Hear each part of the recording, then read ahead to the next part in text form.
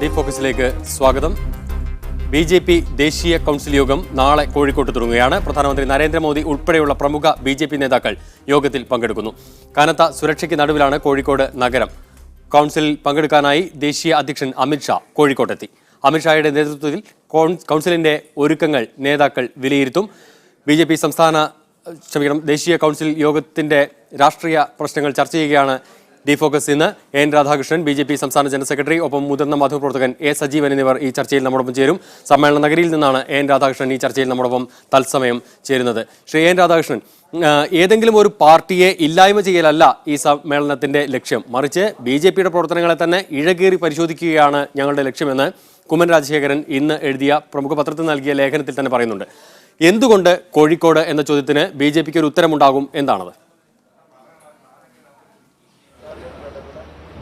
അല്ല, ഇത് കോഴിക്കോട് നിശ്ചയിക്കാനുള്ള അടിസ്ഥാനപരമായ കാരണം 1967 50 വർഷങ്ങൾക്ക് മുമ്പ് പണ്ഡിറ്റ് ദീനദയാൽ ഉപാധ്യായ ഭാരതീയ ജനസംഘത്തിൻ്റെ അഖിലേന്ത്യാ അധ്യക്ഷനായി തിരഞ്ഞെടുക്കപ്പെട്ടത് കോഴിക്കോട് വെച്ചാണ്.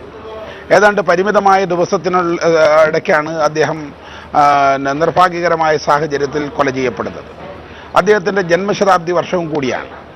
മറ്റൊരു പ്രാധാന്യമുള്ളത്, ഈ ജനസംഘത്തിൻ്റെ അഖിലേന്ത്യാ സമ്മേളനം കോഴിക്കോട് ചേർന്നപ്പോൾ ഏകാത്മ മാനവദർശനം എന്ന ഭാരതീയ ജനസംഘത്തിൻ്റെയും ഭാരതീയ ജനതാ പാർട്ടിയും അടിസ്ഥാനപരമായ ആദർശപരമായ പ്രമാണം വൈരുദ്ധ്യാത്മിക ഭൗതികവാദത്തിനും മുതലാളിത്ത വ്യവസ്ഥിതിക്കുമെതിരായി ആദർശാധിഷ്ഠിത രാഷ്ട്രീയവുമായി ബന്ധപ്പെട്ട്, അന്ത്യോദയവുമായി ബന്ധപ്പെട്ട്, ഗ്രാമസ്വരാജുമായി ബന്ധപ്പെട്ട് ഏകാത്മ മാനവദർശനം എന്ന അടിസ്ഥാനപരമായ തത്വം അംഗീകരിക്കപ്പെട്ടത് കോഴിക്കോട് നടന്ന മഹാസമ്മേളനത്തിലാണ്.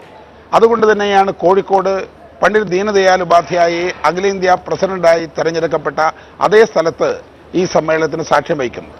മറ്റൊന്ന്, 1967 ഇന്ത്യൻ രാഷ്ട്രീയ രംഗത്ത് ജനസംഘത്തിന്റെ വലിയ രീതിയിലുള്ള സ്വാധീനം വന്നിട്ടുള്ള വർഷമായിരുന്നു.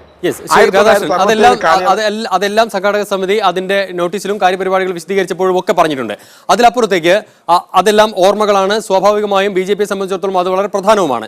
അതിലപ്പുറം വർത്തമാനകാലം അത് എത്രത്തോളം പ്രസക്തമാണ്? എന്താണ് അതിന്റെ രാഷ്ട്രീയം കോഴിക്കോട്? ഞാനതാണ് നേരത്തെ സൂചിപ്പിച്ചത്. ഇതൊരു ആദർശപരമായ പോരാട്ടമാണ്. ഇന്ത്യൻ രാഷ്ട്രീയ രംഗത്ത് നിന്ന് ഞങ്ങൾ ഉയർത്തിപ്പിടിച്ചൊരു പ്രധാനപ്പെട്ട മുദ്രാവാക്യമായിരുന്നു കോൺഗ്രസ് വിമുക്ത ഭാരതം. അത് കേരളത്തിലേക്ക് വരുമ്പോൾ കേരളത്തെ മാറി മാറി ഭരിച്ചുകൊണ്ടിരിക്കുന്ന ഭരണവർഗ മുന്നണികൾ, ആ ഭരണവർഗ മുന്നണികളുടെ തെറ്റായ സാമ്പത്തിക നയങ്ങൾ, തെറ്റായ നിലപാടുകൾ, തെറ്റായ രീതിയിലുള്ള മുന്നോട്ട് പോക്കിൻ്റെ അടിസ്ഥാനത്തിൽ കേരളം കാർഷിക മേഖലയിലും വ്യവസായ മേഖലകളിലും ഏതാണ്ട് എല്ലാ മേഖലകളിലും പുറകോട്ട് പോയിരിക്കുന്ന സാഹചര്യത്തിൽ ഇന്ന് ഇന്ത്യൻ രാഷ്ട്രീയത്തിൽ ഉദിച്ചുയരുന്ന ഒരു രാഷ്ട്രീയ പാർട്ടി എന്നുള്ള നിലയ്ക്ക് ഏകാത്മ മാനവദർശനം അടിസ്ഥാന പ്രമാണമായ രാഷ്ട്രീയ പ്രത്യയശാസ്ത്രമായി ഉയർത്തിപ്പിടിക്കുന്ന ഒരു പാർട്ടി എന്നുള്ള നിലയ്ക്ക് അതിൻ്റെ ഏറ്റവും കൂടുതൽ പ്രസക്തി വർദ്ധിക്കാനുള്ള ഒരു സാഹചര്യമാണ് ഇന്ത്യൻ രാഷ്ട്രീയം അല്ലെങ്കിൽ ഭാരതീയ ജനതാ പാർട്ടി. അക്കാര്യത്തിൽ കൂടുതൽ വിശദീകരണങ്ങളിലേക്ക് വരേണ്ടതുണ്ട്. ശ്രീ എ സജീവൻ, ഇവിടെ ഒരു കുതിച്ചുചാട്ടം സാധ്യമാണ് എന്ന് തന്നെയാണ് പാർട്ടി സംസ്ഥാന അധ്യക്ഷൻ തന്നെ പറയുന്നത്. എങ്ങനെയാണ് കോഴിക്കോട്ട് നിന്ന് ഒരു കുതിച്ചുചാട്ടം ബി.ജെ.പി. പ്രതീക്ഷിക്കുന്നത്? അല്ല, ബി.ജെ.പിയുടെ ലക്ഷ്യം തീർച്ചയായിട്ടും കുതിച്ചുചാട്ടമാണ്. അതിന് പറയുന്ന ഈ ഏകാത്മ മാനവദർശനമാണോ അല്ലയോ എന്നുള്ള കാര്യമൊക്കെ വേറെ ചർച്ച ചെയ്യേണ്ടതാണ്. പക്ഷേ അവർക്കറിയാം കഴിഞ്ഞ നിയമസഭാ തെരഞ്ഞെടുപ്പിൽ കിട്ടിയിട്ടുള്ള ഒരു അപ്പർ ഹാൻഡ്. അവർ ഇത്രയും കാലമായിട്ട് 57 മുതലുള്ള തെരഞ്ഞെടുപ്പ് നോക്കിക്കഴിഞ്ഞാൽ ഒരു തവണ പോലും സംസ്ഥാനത്തിൻ്റെ നിയമസഭയിൽ എത്താൻ കഴിയുന്ന ഒരു സ്വപ്നത്തിൽ പോലും എത്താൻ കഴിയില്ല എന്നൊരവസ്ഥയിൽ നിന്നും അവർക്കൊരു സീറ്റ് കിട്ടിയിരിക്കുന്നു. അവർക്ക് നിയമസഭയിൽ അവർക്കൊരു അംഗം ഉണ്ടായിരിക്കുന്നു. അതൊരു വലിയ നേട്ടമാണ്.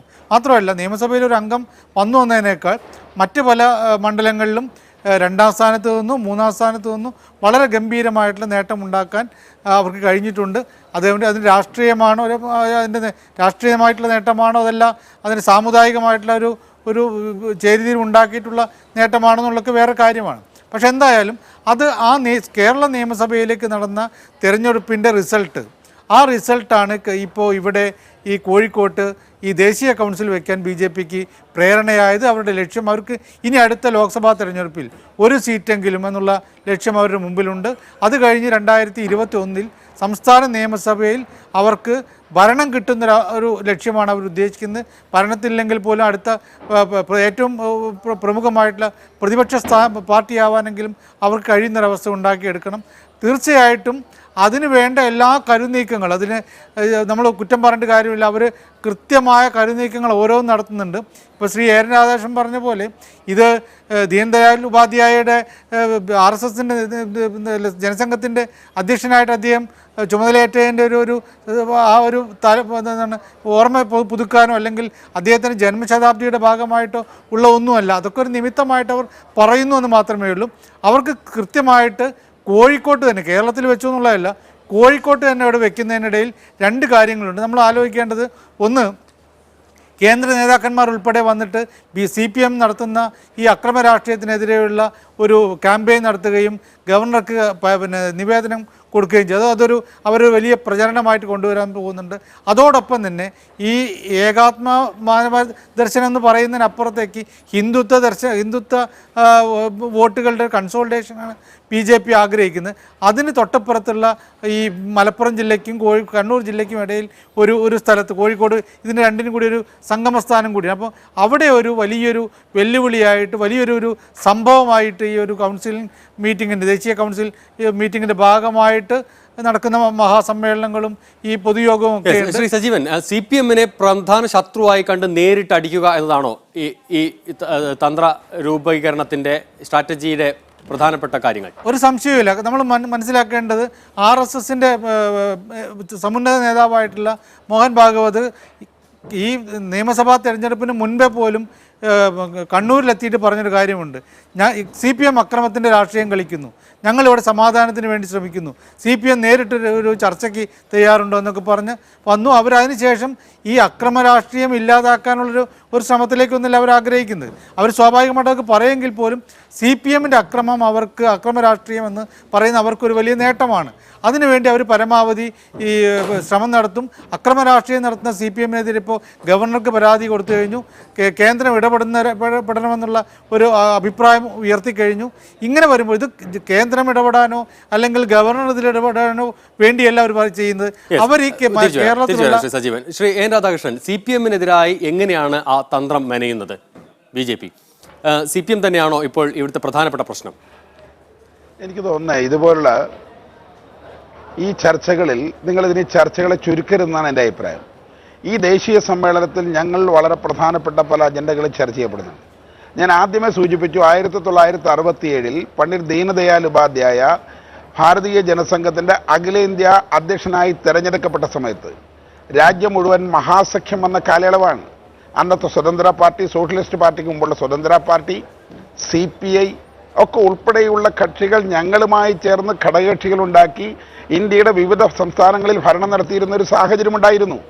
തീർച്ചയായും അത് അനുസ്മരിക്കുന്ന രീതിയിലേക്കാണ് ഇന്ത്യൻ രാഷ്ട്രീയം പോയിക്കൊണ്ടിരിക്കുന്നത്. അതിൽ രണ്ട് കാരണങ്ങളുണ്ട്. ഒന്ന്, ഈ അടുത്ത കാലയളവിൽ അരുണാചൽ പ്രദേശിലെ മുഴുവൻ ജനങ്ങൾ പ്രതിദാനം ചെയ്യുന്ന നേതാക്കന്മാർ ഒന്നടങ്കം സമ്പൂർണമായി അവർ NDAയിൽ ചേരുന്നു. അവർ കോൺഗ്രസിനോട് വിട പറയുന്നു.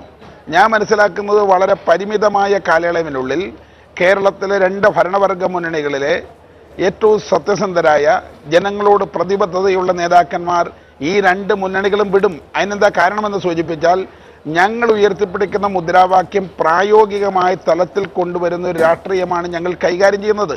അത് അഴിമതിരഹിത രാഷ്ട്രീയമാണ്, അത് വികസനോന്മുഖ രാഷ്ട്രീയമാണ്, അത് ആദർശാധിഷ്ഠിത രാഷ്ട്രീയമാണ്. കമ്മ്യൂണിസ്റ്റ് പാർട്ടിയിലേക്ക് വരുമ്പോൾ കമ്മ്യൂണിസ്റ്റ് പാർട്ടിക്ക് ഞങ്ങളുമായി എങ്ങനെ ആദർശപരമായ പോരാട്ടത്തിന് സാധിക്കും? കമ്മ്യൂണിസ്റ്റ് പാർട്ടി ശ്രീകൃഷ്ണ ജയന്തി നടത്തുന്നു, അവർക്ക് ശ്രീകൃഷ്ണനെ കുറിച്ചുള്ള നിലപാടെന്താ? കമ്മ്യൂണിസ്റ്റ് പാർട്ടി ഗണേശോത്സവം നടത്തുന്നു, അവർക്ക് ഗണേശനെ കുറിച്ചുള്ള നിലപാടെന്താ? അവർക്ക് ശ്രീനാരായണ ഗുരുദേവനെ കുറിച്ചുള്ള നിലപാടെന്താ? ആ നിലപാടുകളൊക്കെ കേരളീയ സമൂഹം ചർച്ച ചെയ്യും. അവർക്ക് കാറൽ മാർക്സിനെ കുറിച്ച് ആധുനികമായ കാലയളവിലുള്ള നിലപാടെന്താ? അതുകൊണ്ടാണ് ഞാൻ സൂചിപ്പിച്ചത്, ആദർശപരമായ രീതിയിൽ വൈരുദ്ധ്യാത്മിക ഭൗതികവാദവും ഏകാത്മ മാനവ ദർശനവും തമ്മിലുള്ള ആശയപരമായ പോരാട്ടത്തിന് ഞങ്ങൾ തയ്യാറാണ്. ശ്രീ സജീവൻ, ദയവായി തുടരുക. ഒരു ചെറിയ ഇടവേളയ്ക്ക് ശേഷം ഡിഫോക്കസ് തുറന്നു. എൻ രാധാകൃഷ്ണൻ, എസ് സജീവൻ എന്നിവർ ചേരുന്നു. ശ്രീ എൻ രാധാകൃഷ്ണൻ, ഇവിടെ ദളിത് ന്യൂനപക്ഷ വിഭാഗങ്ങളെ അവരെ പാർട്ടിയോടൊപ്പം നിർത്തുക, അത് വളരെ പ്രധാനപ്പെട്ട ഒരു കാര്യമാണ്. കോഴിക്കോട് സമ്മേളനത്തിൽ അത് എത്രമാത്രം അതിനുള്ള സാധ്യതകൾ ഉണ്ടാക്കാൻ സാധിക്കും? നമ്മൾ ഈ ചർച്ചകളിൽ കടക്കൂട്ടേണ്ട ഇന്ത്യൻ രാഷ്ട്രീയത്തിലെ വിവിധ വശങ്ങളാണ്.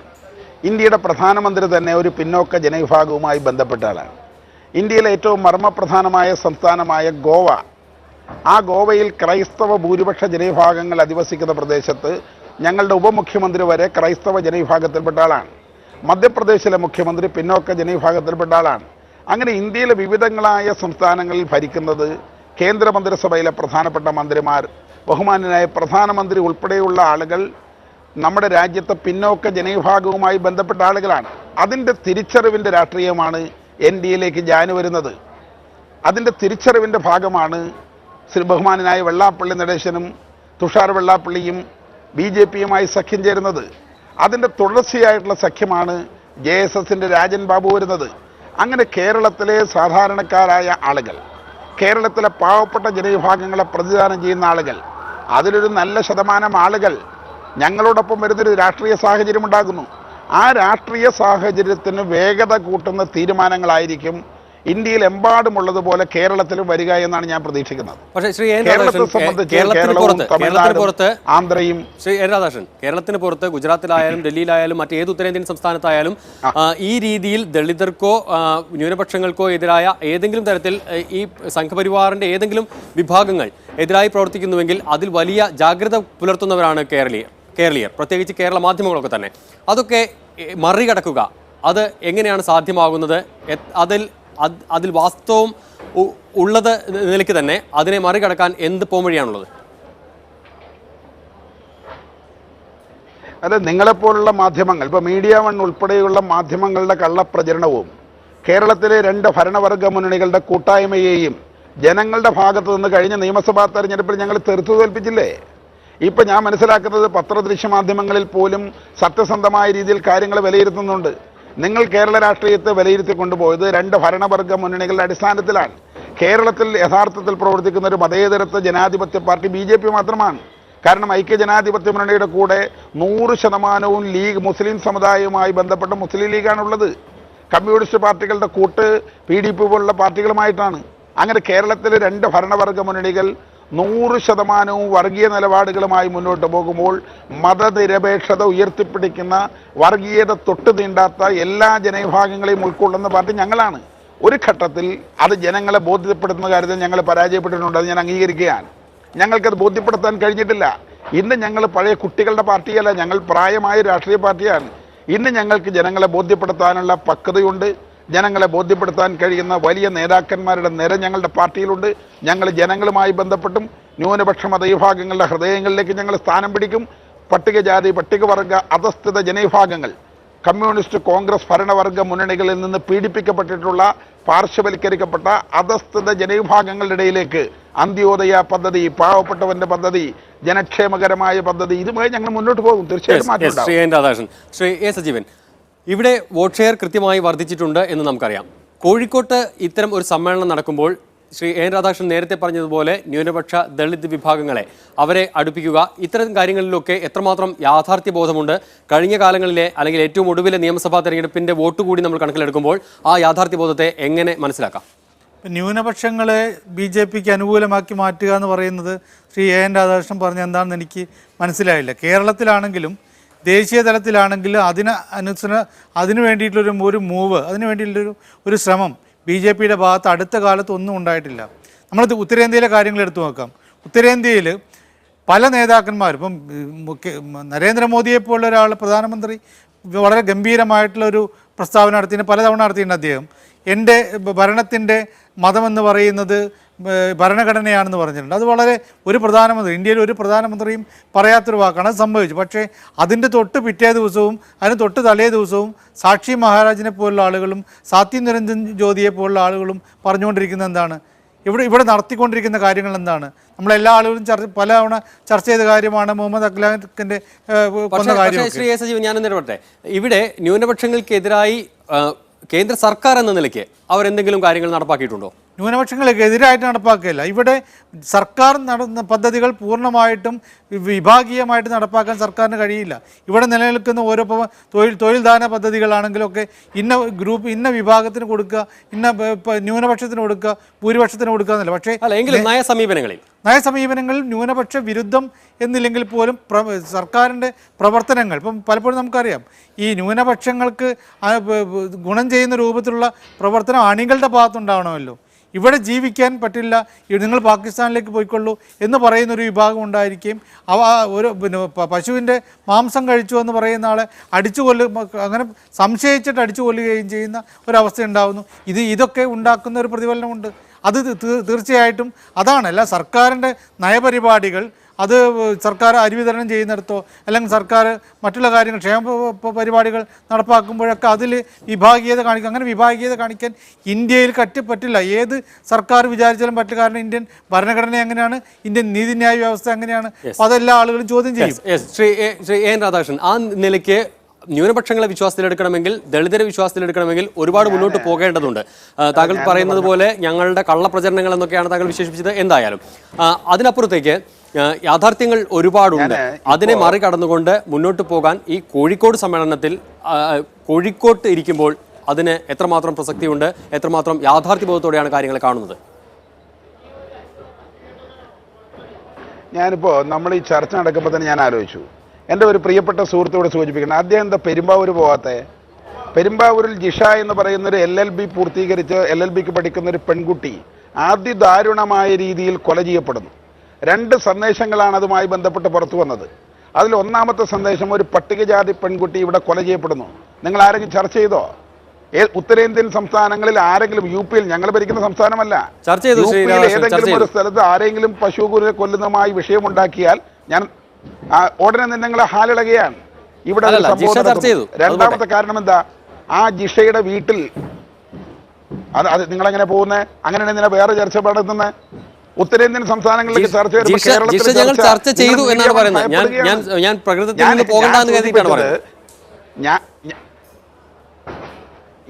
ഞാൻ സൂചിപ്പിച്ചത് കേരളത്തിൽ പട്ടികജാതിക്കാർ പീഡിപ്പിക്കപ്പെടുന്നു, നിങ്ങൾ ചർച്ച ചെയ്യപ്പെടുന്നില്ല. ജിഷയുടെ വീട്ടിൽ ഒരു ശൗചാലയമില്ല.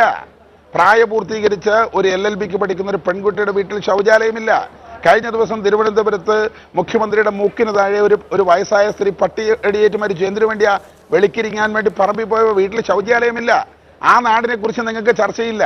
ഉത്തരേന്ത്യയിൽ ഏതെങ്കിലും ഒരു മൂലയിൽ കോൺഗ്രസോ മുലൈം സിംഗ് യാദവിന്റെ പാർട്ടിയോ ഭരിക്കുന്ന ഒരു സംസ്ഥാനത്ത് ഒരു സംഭവം ഉണ്ടായിക്കഴിഞ്ഞാൽ അതിനെ പർവ്വതീകരിച്ച് ജനങ്ങളിൽ തെറ്റിദ്ധാരണ പരത്തി 9 മണിക്ക് ചർച്ച നടത്തി ന്യൂനപക്ഷ വിഭാഗങ്ങളിൽ ആശങ്കയുണ്ടാക്കാൻ ശ്രമിച്ചാൽ ന്യൂനപക്ഷങ്ങളിൽ നിന്ന് മാറി വിദ്യാസമ്പന്നരായ ന്യൂനപക്ഷങ്ങൾ കേരളത്തിൽ നിന്ന് ഏതാണ്ട് 25 ലക്ഷത്തോളം മലയാളികൾ പണിയെടുക്കുന്ന വിദേശത്താണ്. അവർ ബഹുമാനനായ പ്രധാനമന്ത്രി അവിടെ വന്നപ്പോൾ അദ്ദേഹത്തിന്റെ പ്രസംഗം കേട്ടു, അദ്ദേഹത്തെ കണ്ടു. അവിടെ നിന്ന് മടങ്ങി വരുന്ന ആളുകൾ അവരുടെ വീട്ടിൽ പറഞ്ഞു ഇത്തവണ BJP വോട്ട് ചെയ്യാൻ. ഞാൻ മത്സരിച്ച മണ്ഡലത്തിൽ മുസ്ലിം ക്രൈസ്തവ ഭൂരിപക്ഷം അല്ലെങ്കിൽ 49% മണ്ഡലത്തിലാണ്. എനിക്കവിടെ ഏതാണ്ട് 4-ൽ 1 വോട്ട് ചെയ്തു. എനിക്ക് ഏതാണ്ട് 38,000 വോട്ട് കിട്ടി. എനിക്ക് മതന്യൂനപക്ഷ വിഭാഗങ്ങളുടെ വോട്ട് കിട്ടിയിട്ടുണ്ട്. ചെറിയ ഇടവേള അനിവാര്യമായി വന്നിരിക്കുന്നു. സജീവൻ, എൻ രാധാകൃഷ്ണൻ എന്നിവർ ചേരുന്നു. ശ്രീ സജീവൻ, ആരുടെയൊക്കെ വോട്ടുകൾ ചോർത്തുക, ആരെയൊക്കെ കൂടെ നിർത്തുക, ആരുടെയൊക്കെ പിന്തുണ തേടുക, ഇത്തരം കാര്യങ്ങളിൽ എത്രമാത്രം കോഴിക്കോട് സമ്മേളനത്തിന് മുന്നോട്ട് പോകാൻ കഴിയും? കോഴിക്കോട് സമ്മേളനം എന്ത് സ്വാധീനമാണ് ആ പാർട്ടിയിൽ ചെലുത്താനിരിക്കുന്നത്? തീർച്ചയായിട്ടും അതൊരു BJP ഇപ്പോൾ കൊണ്ടുവന്നിരിക്കുന്ന അവരുടെ സ്ട്രാറ്റജി എന്ന് പറയുന്നത് നമ്മളതിനെ കുറച്ച് കണ്ടിട്ട് കാര്യമില്ല. അവർ കുറച്ച് കാലമായിട്ട് വളരെ കൃത്യമായ പൊളിറ്റിക്കൽ സ്ട്രാറ്റജി കേരളത്തിൽ നടപ്പാക്കിക്കൊണ്ടിരിക്കുകയാണ്. അതിൻ്റെ ഭാഗമാണ് ഞാൻ എൻ രാധാകൃഷ്ണൻ എന്തെല്ലാം പറഞ്ഞു കഴിഞ്ഞാലും അവരുടെ ലക്ഷ്യം ഏതെന്നുള്ള കാര്യം വേറെ ഒന്നാണ്. പക്ഷേ അവർ നടപ്പാക്കുന്ന സ്ട്രാറ്റജിയുടെ കാര്യത്തിൽ അത് തന്ത്രപരമാണ് എന്നുള്ള കാര്യത്തിൽ സംശയമില്ല.